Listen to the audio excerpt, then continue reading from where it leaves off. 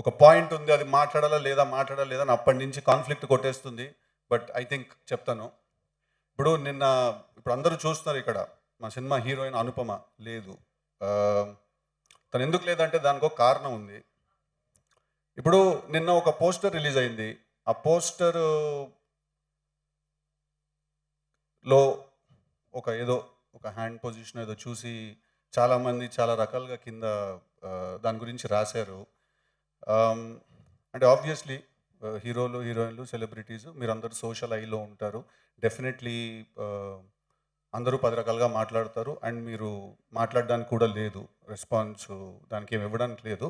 But having said that, I feel that ఇప్పుడు మనం అప్పుడే కొంచెం మనం ఒక అమ్మాయి గురించి కానీ ఎవరి గురించి అయినా మాట్లాడుతున్నప్పుడు ఐ థింక్ అది మైండ్లో మనం పెట్టుకోవడం, అంటే పెట్టుకోండి అని నేను మీకు ఆర్డర్ వేయలేను, నేను మీకు సలహా ఇవ్వలేను.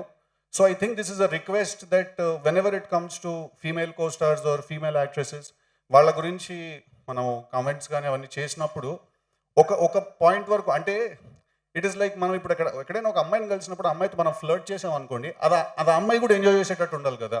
అది అమ్మాయిని ఇబ్బంది పెట్టేస్తే మనకి పని అవ్వదు, రైట్?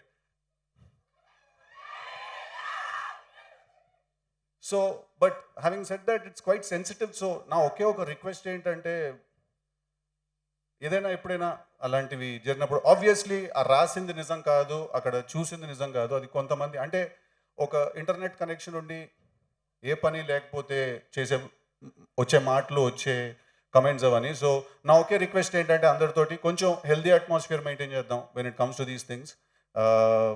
సారీ కొంచెం సీరియస్ టోన్లోకి తీసుకెళ్ళినందుకు. మళ్ళీ లైట్ చేస్తాను దీన్ని. ఏ డైలాగ్ వినాలనుకుంటున్నారు టిల్లు నుంచి మీరు?